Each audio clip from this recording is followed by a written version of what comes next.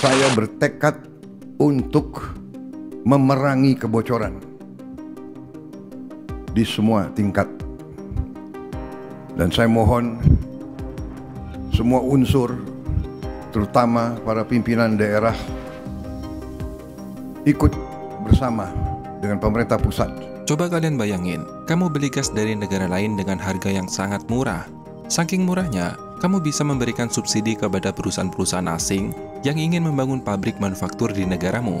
Alhasil, negaramu menjadi pusat daya saing tertinggi di kawasan. Semua negara di dunia berlomba-lomba ingin mendirikan perusahaan di negaramu karena pasokan gas yang murah dan membuat biaya produksi yang sangat rendah. Produk-produk dari negaramu pun diterima di seluruh dunia, termasuk Eropa, karena sumber energi yang digunakan merupakan energi hijau dan ramah lingkungan. Di sisi lain, negara asal yang menjual gas kepadamu justru menjualnya dengan harga yang lebih tinggi, hingga 2 kali lipat lebih. Perusahaan dari negara lain pun enggan datang ke negara tersebut karena pasokan gasnya yang mahal, sehingga biaya produksi pun melambung dan hasil produksinya pun tidak bisa bersaing dengan produk dari negaramu. Nah, tiba-tiba negara asal yang selama ini memasok gas murah ke negaramu mengumumkan akan menghentikan pasokan gasnya. Bisa bayangkan betapa paniknya kamu saat ini. Tentu saja, mungkin kamu bisa mencari pasokan gas dari negara lain. Tapi, apakah harganya akan semurah sebelumnya? Jika harganya lebih mahal, masih mampukah negaramu memberikan subsidi kepada perusahaan-perusahaan di dalam negeri? Karena gas bukan hanya masalah untuk menyalakan pembangkit listrik, kompor gas, atau pemanas air. Ini juga menyangkut daya saing negara. Ditambah lagi, kontrak gas murah itu akan segera habis pada tahun 2028. Artinya, waktunya hanya sebentar lagi atau kurang dari 3 tahun. Sebenarnya sulit menerima kenyataan ini, tapi ya mau gimana lagi? Negara asal yang selama ini memasok gas murah mulai mempersiapkan diri, bahkan ada yang sudah mengalihkan pasokan gasnya ke tempat yang lain. Dengan waktu yang sesingkat itu, mungkinkah kamu bisa mencari alternatif dari energi lain, seperti matahari misalnya? Tentu, rasanya sangat mustahil. Selain butuh biaya yang sangat besar, Singapura juga tidak akan menyia-nyiakan ekosistem gas yang sudah dibangun selama puluhan tahun, seperti kilang-kilang gas ratusan miliar US dollar. Ini bukan hanya sekedar cerita fiksi belaka, tetapi kenyataan yang sedang dihadapi oleh Singapura saat ini. Negara yang sebelumnya aman, tentram, dan damai menikmati nikmatnya gas murah dari Indonesia, kini dihadapkan dengan kondisi yang sama sekali tidak mereka bayangkan sebelumnya. Keputusan Prabowo untuk menghentikan ekspor gas LNG ke Singapura merupakan pukulan yang benar-benar telak, bukan hanya membuat Singapura sempoyongan, tapi benar-benar membuat negara kecil itu sama sekali tidak berdaya. Banyak orang yang menganggap ini hanyalah omong kosong dan bukanlah ancaman besar bagi Singapura, karena bisa saja Singapura mencari pasokan gas ke negara lain, misalnya ke negara tetangganya, yaitu Malaysia. Apalagi, Malaysia dengan bangga menyatakan diri sebagai pengekspor LNG terbesar kelima di dunia, meski data itu dicomot dari Statista, yang hanya lebih merupakan sebuah prediksi, bukan data real di lapangan saat ini. Mirip seperti PricewaterhouseCoopers, McKinsey, Deloitte, BCG, dan lain-lain. Tapi sekali lagi, itu tidak semudah yang dibayangkan Ferguson. Kenapa bisa? Oke, mari kita lihat bersama. Bayangkan betapa tidak berdayanya Singapura di hadapan Indonesia.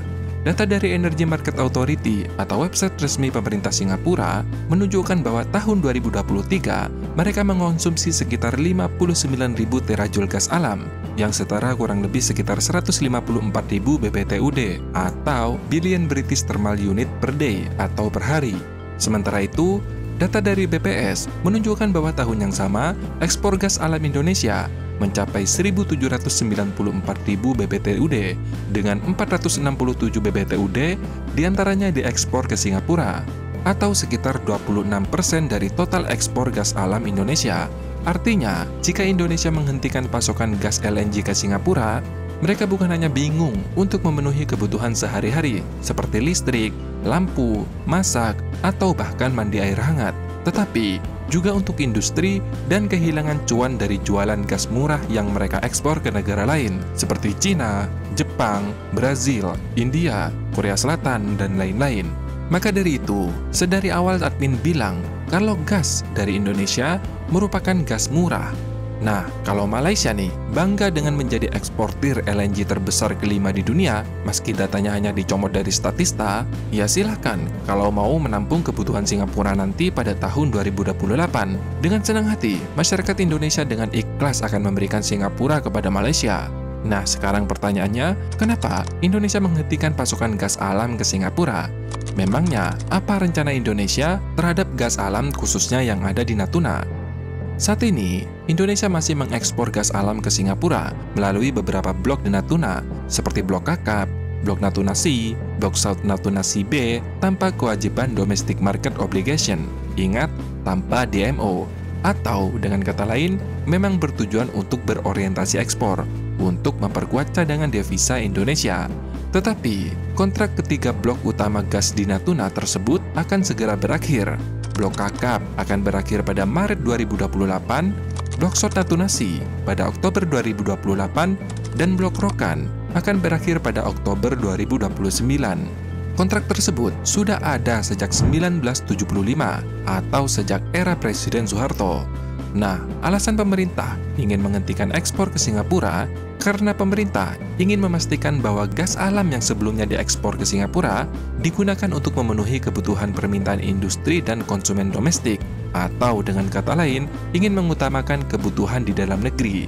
Dengan menghentikan ekspor gas alam ke Singapura, Indonesia juga bisa mengurangi ketergantungan pada pasar ekspor dan memperkuat kesejahteraan ekonomi yang ada di dalam negeri.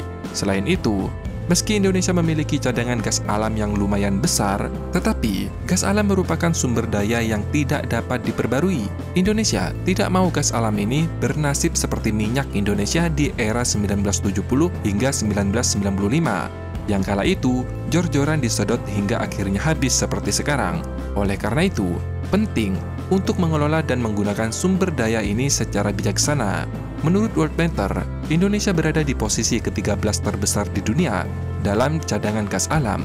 Sementara data terbaru dari Kementerian SDM pada tahun 2023 menunjukkan bahwa cadangan gas alam Indonesia mencapai 54 triliun kaki kubik, ditambah dengan temuan cadangan gas alam baru di Laut Lepas Andaman atau Lepas Pantai Aceh. Di antaranya, berada di Blok Andaman 2 dan South Andaman. Sumur Timpan 1 di Blok Andaman 2 diperkirakan memiliki cadangan hingga 5,5 triliun kaki kubik. Sementara itu, sumur eksplorasi layar 1 berada di Blok South Andaman memiliki potensi mencapai 6 triliun kaki kubik. Jadi, kalau Malaysia bangga menjadi eksportir gas alam terbesar kelima di dunia, sekali lagi ya, meski yang dicomot datang ngaco, malah gua doain mereka menjadi nomor 1 di dunia.